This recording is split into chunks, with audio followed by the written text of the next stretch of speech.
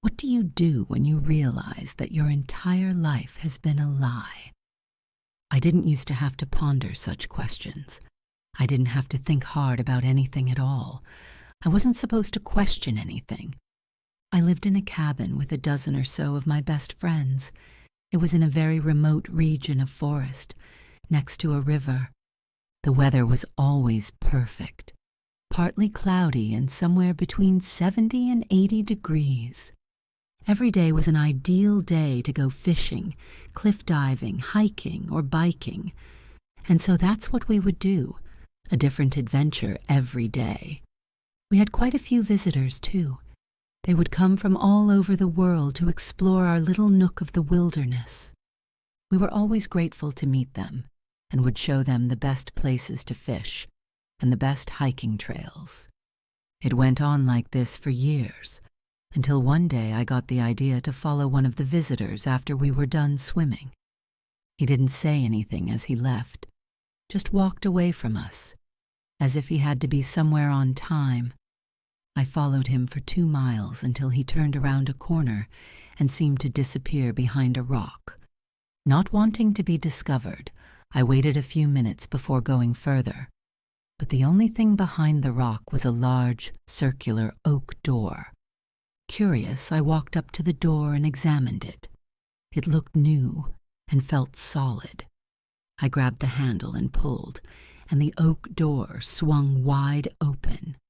There was nothing visible behind the door. It was completely dark. I approached it, and still unable to discern anything at all, I moved to step through the door. But as soon as one of my fingertips crossed the door's threshold, I was sucked inside of the darkness. I found myself in a room, covered floor to ceiling with overstuffed bookshelves. An elderly man, probably around 80 years old, looked up in shock. "What? What are you doing here?" he asked. I didn't know how to respond. "Is this your home? Under a rock?" I asked. "Under a rock? No, although that does sound nice. Now, where do you come from?" "Presumably somewhere rocky. What else?" "From just a couple miles up the road," I said. "The same place as you." "I'm afraid I'm not that lucky," began the elderly man. I turned around to flee back into the forest through the oak door, but it had closed and was locked. "What's going on here?" I yelled. "Let me leave. I'm sorry I didn't knock." "Now hold on just a minute," the elderly man responded. "I want to help you, but it will take me a few minutes. Nothing like this has happened before." The man slowly stood from his chair, walked across the room to another chair, and pulled out a large, ancient-looking book. "Okay, please just stay calm and help me out here. What is the scenery like where you live?" "This is ridiculous. Just let me leave. You know very well we live in a forest. There is a stream. It is mostly sunny every day." "Okay, I can work with that," he said. "Forest, stream, sunshine. Are there a lot of people? Or is it remote? We will have to narrow it down a bit more." The elderly man flipped back and forth through the ancient book, looking for something. I continued. "It's basically empty, besides my friends and a couple visitors. But I'm pretty sure you know all of that. But why haven't I met you before?" There was a large double door on the other side of the crowded room. As I spoke to the man, I slowly walked towards it, and when I was a few feet away, I lunged for it. "Stop! Please stop!" yelled the man. "You don't belong here." I had pressed on the double doors just enough to feel that they were unlocked, but I hesitated for a moment. The old man hadn't moved an inch. "You're right," I said. "I don't belong here. Goodbye." "You don't want to know what is behind that door," the man said, notably calmer. "If you go through that door, you will ruin everything. Trust me. I'm just trying to help you get back to where you belong." "To where I belong?" I asked. "I belong here in the forest." "Exactly," said the man. "I know, and I almost have the right page. Give me another minute to find it here." He continued searching through the book. I couldn't trust the man, though. My unease only grew, and almost instinctively, I pushed the double doors open and stepped through them. This time I heard the elderly man desperately get out of his chair. Ignoring his unintelligible screams, I turned away from the door to face a hallway. A completely white hallway, so white that it almost blinded me. Panicked, I ran down the hallway. How could this all be under that rock? How long had he been working on this blinding tunnel? "Please come back," the old man screamed. "Don't do this to us, to me." But I wanted nothing to do with the man. I just wanted to escape, get back outside to the forest and to my friends. One white hallway turned into another, and then another. I continued running, growing more frightened each second. I burst through another set of double doors in panic and ran headlong into what seemed to be a lobby. "Sir, that part of the hospital is closed. I'm going to—" The receptionist looked up mid-sentence and screamed, as did everyone else in the lobby. She grabbed a metal device from the wall. "It's one of them!" she frantically screamed, before fleeing alongside everyone else. I followed them outside. Dark skyscrapers loomed above me on all sides. The street was dirty and crowded, matching the ghastly black smog that seemed to permeate everywhere. I couldn't help but cough loudly as I drew in my first breath. More onlookers turned to face me, screamed, and fled as well. What was happening? Why were they so scared of me? I looked along the street and noticed that large barriers were already being assembled, as if to keep me contained. But what did they have to fear? I was the one in the throes of a panic attack. I turned back to the hospital, wondering if I should have trusted the old man. "Stop! Freeze!" someone said. I looked around but didn't see anyone. "That's right. Don't move." Then I looked up and noticed a swarm of miniature black drones. They followed me as I began running down the street and into an alley.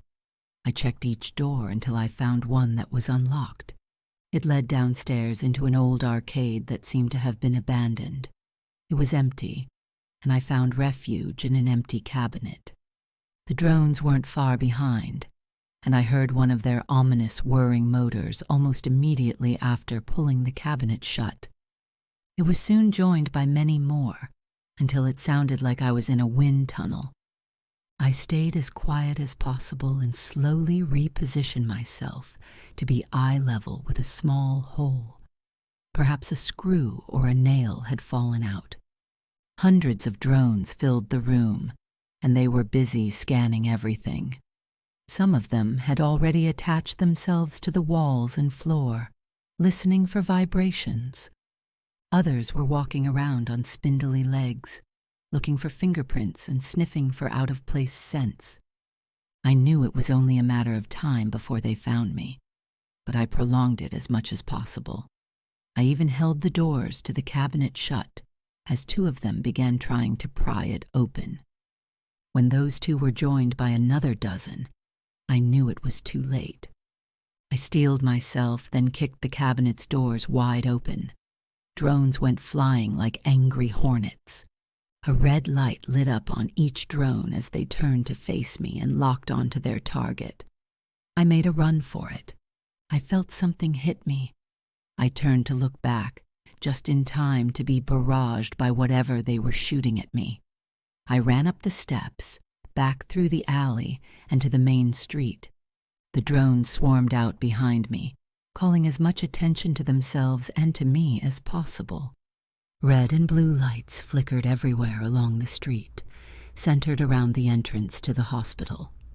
A team of heavily armored people stood just outside of the hospital, slowly advancing towards the door. Instructions were being announced by a man with a megaphone. "Slow and steady, look for any signs of the illegal substances, and for Dr. Schellers, 82 years old, 5'8". With the drones swarming me, there was no point in trying to hide, so I ran straight towards the lights and the scene unfolding before me. "I'm here," I yelled. "I'm the person you want. But what do you want from me?" Everyone turned to face me, guns drawn. Someone in command yelled, "Hold your fire!" But he was too late. One of the men had been too trigger-happy and fired around at me. I felt the bullet hit my shoulder, hard. But there was no pain. I looked down and was surprised to see my shoulder completely unaffected. I said, "Hold your fire. You can't hurt it. Not like that." I kept running straight ahead, towards the entrance of the hospital. Was I invincible? At this point, they seemed much more scared of me than I was of them. The commander, dressed completely in black combat gear, kept barking orders. "Pursue it, but at a distance. Immediately burn anything made of paper or wood. Dr. Schellers, we want him, dead or alive. Look for a gateway." I ran past the heavily armored group of soldiers and back into the hospital. I continued back through the lobby and through the set of double doors leading to the closed area of the hospital. "Ah, there you are," exclaimed Dr. Schellers, who had been intently watching everything unfold from immediately behind the doors. "I found it," he said. "I'm going to the forest with you too. Follow me and hurry." "What's going on?" I pleaded through gasps of air. "You led them all here," the man said. "I warned you, didn't I? It's the last gateway in the city.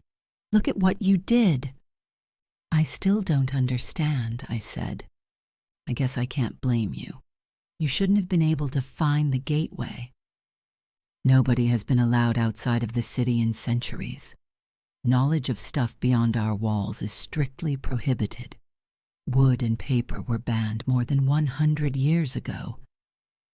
The people following us believed that a single plank of wood or piece of paper could destroy the city. Quick, I think we still have time." I followed the old man as he shuffled as fast as possible through the blindingly white hallways. There were books scattered on the floor in random places.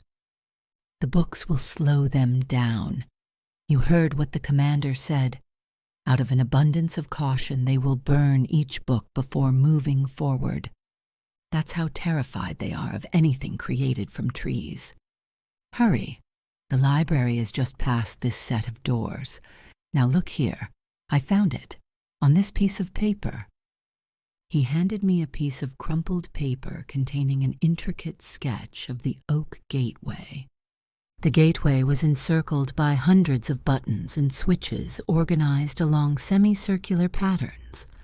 The top of the page simply read, "Remote wooded forest with stream." Back in the library, the old man raced to the oak gateway. "Hold that page up here so we can both see it.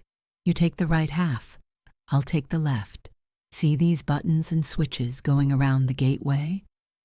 Press the buttons and flip the switches indicated in the drawing." I followed his instructions. We even had to use a small stepladder to reach the ones in the middle, towards the top of the semicircles. "All done?" he asked, 10 minutes later. "I think I got them all correct," I replied.